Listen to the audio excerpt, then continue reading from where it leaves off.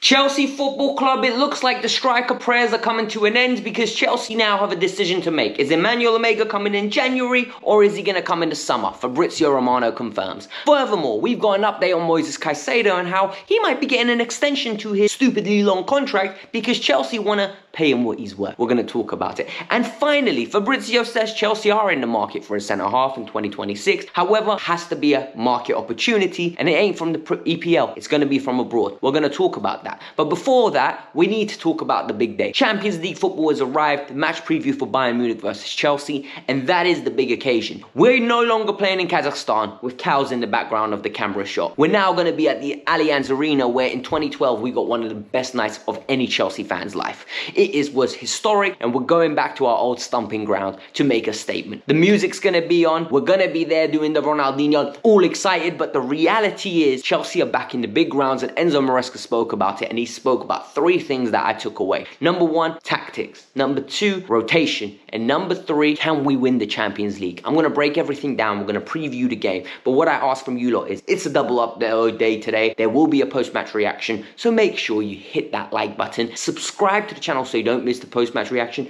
And honestly, guys, smash that like button because in October, November, December, and September for YouTube is a dying breed, right? The algorithm don't push you unless you hit the like button. So support the channel. Emanuel Emegha, it has been acquired. Strasbourg fans are furious. Chelsea fans are very mundane because he ain't coming till next summer apparently. But is he coming sooner? Fabrizio Romano speaks about this and Fabrizio says Chelsea have a decision to make. Do they bring him in January or do they decide that it is time to bring Emanuel Emegha in the summer next year? There are some things we need to consider. Number one, Strasbourg fans are going to go mad. People say, why do we care? He's our player. Well, you should care purely based on the fact that that's going to destroy the relationship between Chelsea and Strasbourg because those fans are going to lose their head. If they're in a Champions League battle and the reality is you take away their captain, you take the heartbeat of their team, and more importantly, you take their main goal threat. You do that, and in my opinion, Blue Car are taking a piss. We need to find an alternative method. Delap needs to come back. Joao Pedro's there. Start using you. I don't think Emegha is going to benefit from coming in January and playing a bit part role. What I think would benefit Emegha is staying at Strasbourg, scoring stupid amount of goals, building a name for himself, and when he's ready to return, Emegha comes in straight into the lineup. I don't think that's controversial to say. I want to know your opinions because in reality, there is a decision to make. Is he better than Delap? Is he going to come and jump ahead of Delap or is he going to be the new Mark Guiu that's going to be sitting on the bench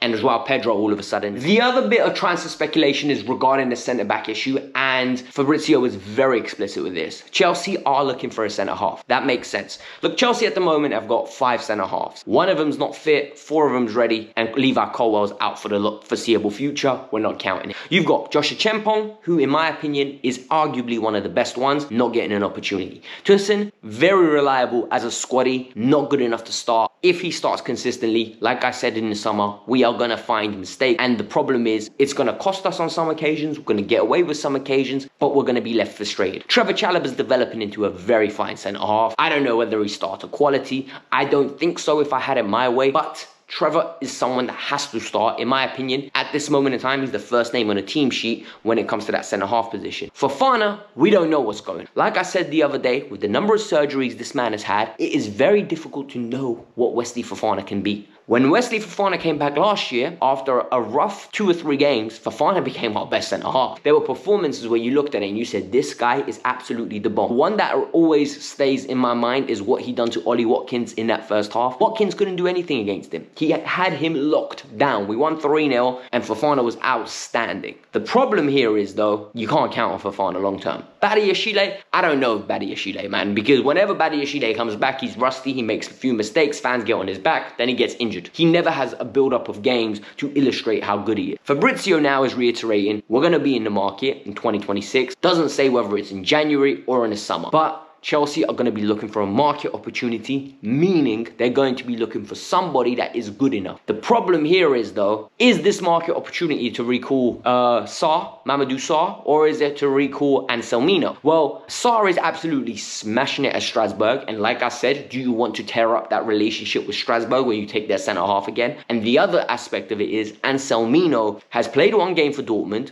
absolutely shone, since then has been injured with a muscle injury. So we need to know what we're going to do because this is something that's followed Anselmino his whole career. This was happening at Boca as well. So what I need from you lot is names. Who do you think Chelsea will go in for?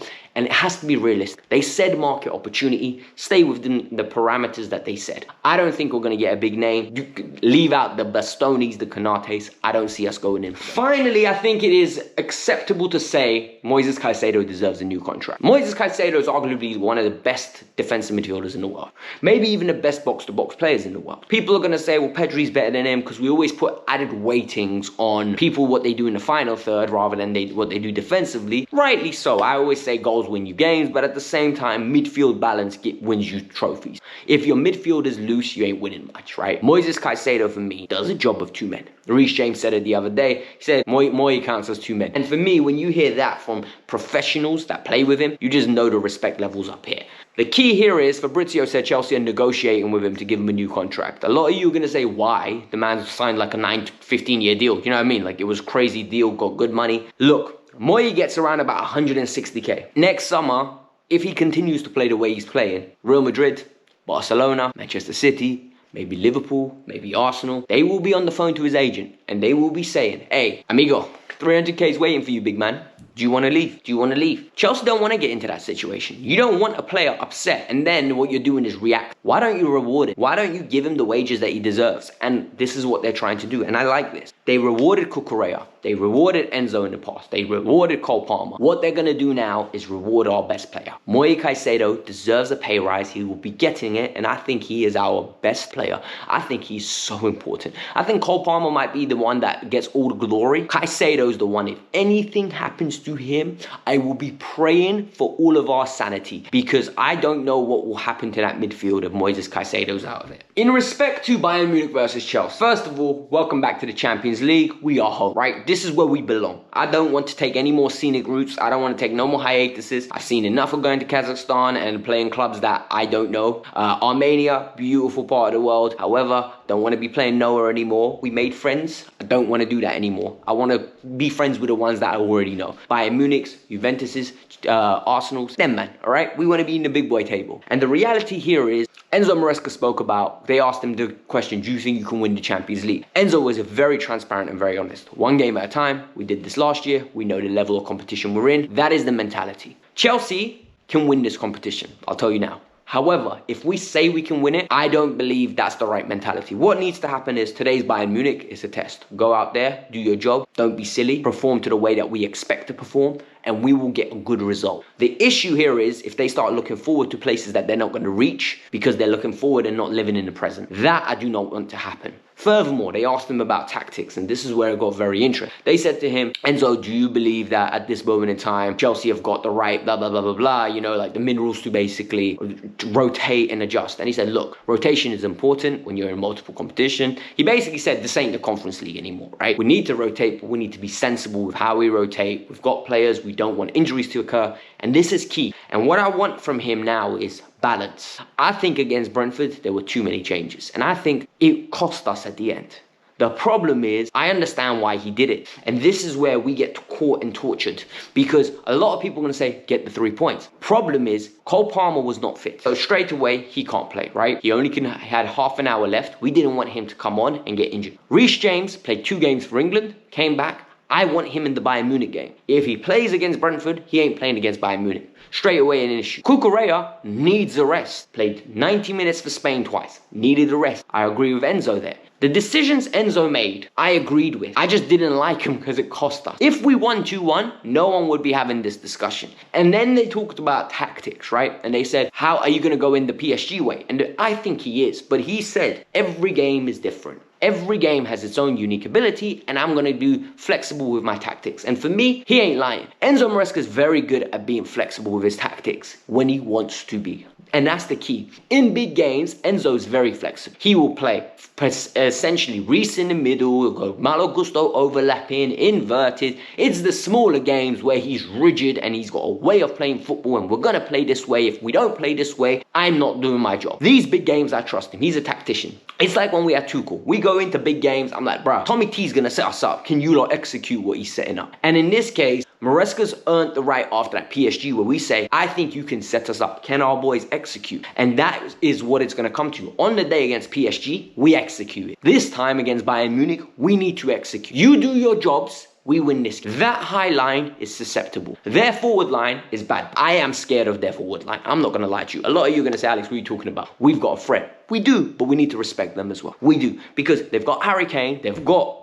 Elise, Gnabry's been on fine form, they've got Diaz who's absolutely cooking, and they got Nico as well. I respect that team. No Jamal Musiala, can you imagine? And I really respect that team. The problem here is, for them, we've got a bad boy midfield that needs to overpower theirs. It's new grounds for their arse. It's a Champions League. Let's see how our boys cope under the pressure. And more importantly, we've got forwards that can love to run behind. Pedro Neto, Joao Pedro, Cole Palmer have to be on their game today. This is the lineup I think we're going to go with. I think he goes with Bobito Sanchez as in goalkeeper. Listen, you were calling for Barcelona. Bayern Munich is no second fiddle, all right? They're just as dangerous. I think right back will be Malo Gusto. I think the defensive partnership will be Tosin and Chalobah, and I will be praying on the left-hand side will be Cucurella. I think the midfield too is going to be Reece James and Moises Caicedo. I think number 10 will be Enzo Fernandez. Right wing will be Cole Palmer. Left wing will be Neto, and up top it's going to be Joao Pedro. That is the lineup I think he's going to go with. Off the bench, Garnacho, Gittins, Andre Santos. But that is what I think we're going to be handed. And it is going to be whether we can execute. Score-wise, I will take a draw. I'm sorry, it's away from home. I'm from the Jose Mourinho school of thoughts.